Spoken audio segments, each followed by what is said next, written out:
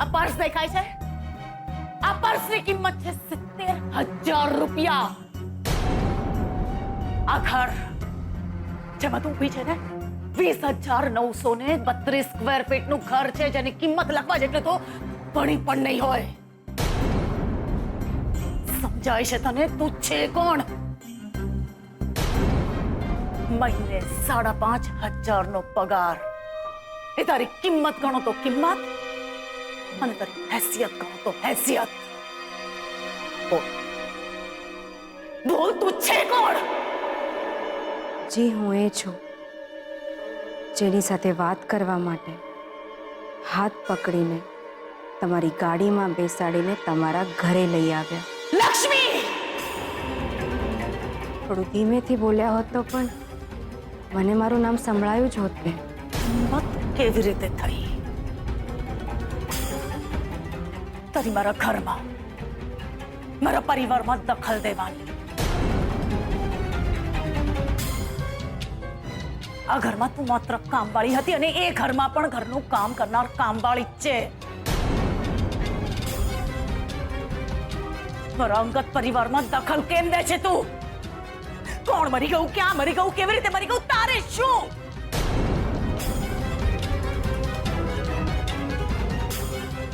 સાચું કહું ને, મને ખબર નહોતી કે શોધનના પરિવારમાં કામવાળીને પગારની સાથે અધિકાર પણ આપવામાં આવે છે. હું તો મારું કામ જ કરી રહી છું. શું છે મારું કામ? સફાઈ કરવી, રસોઈ બનાવવી અને ઘરવાળાઓની સંભાળ લેવી. એ જ તો કરી રહી છું હું. ઘરમાં વિઘ્નો આવે એને દૂર કરવા, એને પણ સફાઈ કરવી જ કહેવાય. કોઈ પણ મુસીબતમાં ઘરવાળાની સાથે રહેવું, એને સાથ આપવો કહેવાય.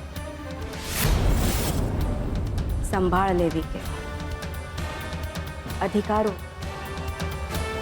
અધિકારોની તો મને ખબર નથી બેન, પણ હા, ઘરમાં વાલ બહુ મળ્યું છે મને. અંબિકા, નક્કી આ બધા જ કારસ્તાને અંબિકાના હશે, હે ને? તે એને બેનબા બેનબા બેનબા બેનબા કરીને રડાવી હશે, અને એને તને એના ખોળામાં બેસાડીને રડી રડીને બધું જ પસી માર્યું હશે. સાચી વાત છે ને? કરી લે. અંબિકાને જે કરવું હોય કરી લે, અને તારે જે કરવું હોય કરી લેજે. પણ મારી એક વાત ધ્યાનમાં રાખજે કે મારી અને મારી દીકરી શ્રુતિની જિંદગીથી દૂર રહે છે. અને હા, શું કહું તું તે? શું કહું તું શ્રુતિને? કે શોધનના પપ્પાના મૃત્યુની પાછળ કોઈ ભેદ છે એમ? Dare you! હિંમત કેવી રીતે થઈ તારી આવું બોલવાની? હા, અને શું જાણે છે તું પ્રદ્યુમન વિશે? બોલ. કશું જ નહીં. હું તો એમને ઓળખતી પણ નથી. મેં ક્યારે એમને જોયા પણ નથી. હું માત્ર એટલું જ જાણું છું કે જે દિવસે એમનું મરણ થયું હતું ત્યારે તમે એમની સાથે હતા. લક્ષ્મી!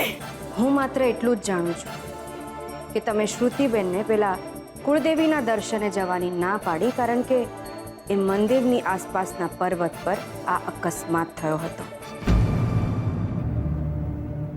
આ ભેદ છે? બોલ, ભેદ છે? આ એ તો એ છે કે જ્યારે તમે અમારા ઘરે આવ્યા ત્યારે એવું ત્રિશૂળ જોઈને ડરી ગયા જેવું તમે પર્વત પાસે જોયું હતું. ખોટી. તો શું આ ખોટી વાત છે કે એમના ગયા પછી તમે એ ઘરમાં ક્યારે આવ્યા જ નથી?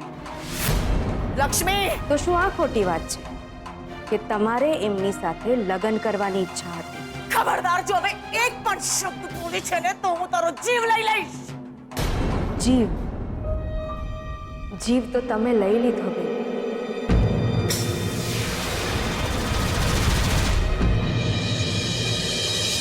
લઈ લીધો. જરા આવો એ ઘરમાં ને જુઓ શું છે એ ઘરની હાલત.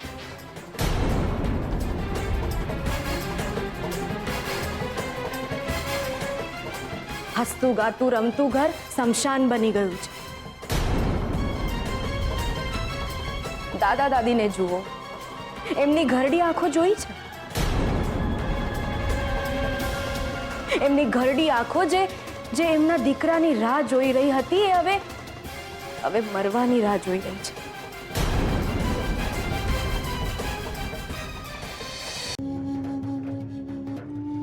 મારા બેનબા, એમને તમે સફેદ સાડલામાં જોયા છે ક્યારે? જીવતી જાગતી લાશ બની ગયા છે. એમને તો એ નથી સમજાઈ રહ્યું કે એ જીવી શા માટે રહ્યા છે. કોળિયો નથી ઉતરી રહ્યો બેન, કોઈના ગળેથી કોળિયો નથી ઉતરી રહ્યો. Get out. અત્યારે ને અત્યારે મારા ઘરમાંથી બહાર નીકળી જા તું. Just get out. નીકળી જા મારા ઘરની બહાર.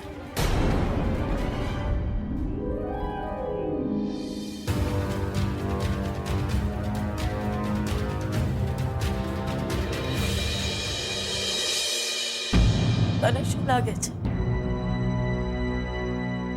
અજય પણ કંઈ થયું છે એ બધા માટે હું જવાબદાર છું? નથી. જો તમે જવાબદાર નથી તો પછી તમે વીંટી ચોરી કેમ? તને શું લાગે છે હું ચોર કે ખૂની છું?